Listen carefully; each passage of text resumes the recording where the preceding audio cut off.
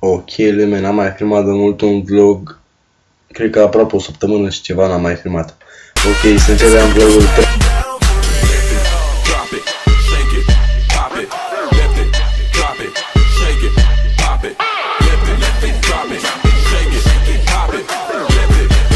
În moment când faci cu un băiat, cum n-ai se numește, mă, un pariu, și tu pierzi la pariul ăla, să-mi bag piciorul, fii atent aici.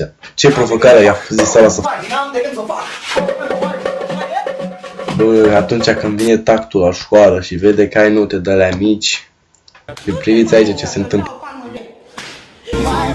Tot așa, când te întreabă bunica tu de fumat, când te întreabă bunica tu de fumat și de țigări.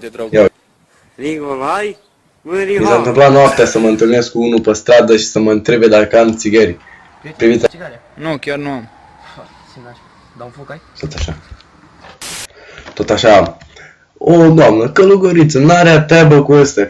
Fiți atenți aici. Fiți atenți aici. Eu voi fi conducătorul României după ce mă voi teleporta. Bă, tu ești nebune. Tot așa, când vrei să impresionezi o anumită fată și fata aia se uită foarte atent la tine și tu și vrei să bagi așa o muzică șmecheră, o manea, ia.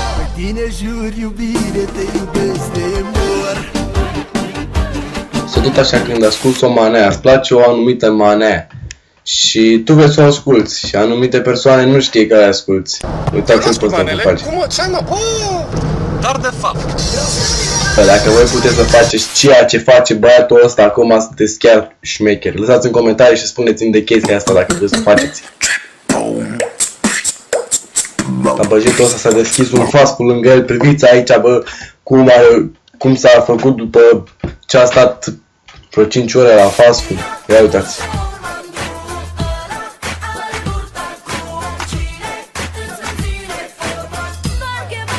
Ok, lume, și că m-ați apăs în episodul 3 de vloguri, apăsați butonul de like și noi o să continuăm. O să încep de acum să postez, că vine vara, o să încep să postez mai mult pentru că n-am mai stat atât de mult ca să filmez.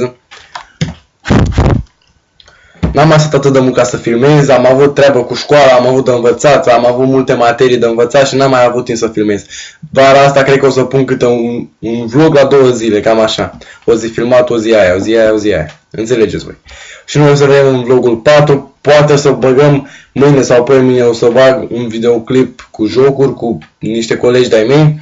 Și noi o să ne vedem data viitoare și pa!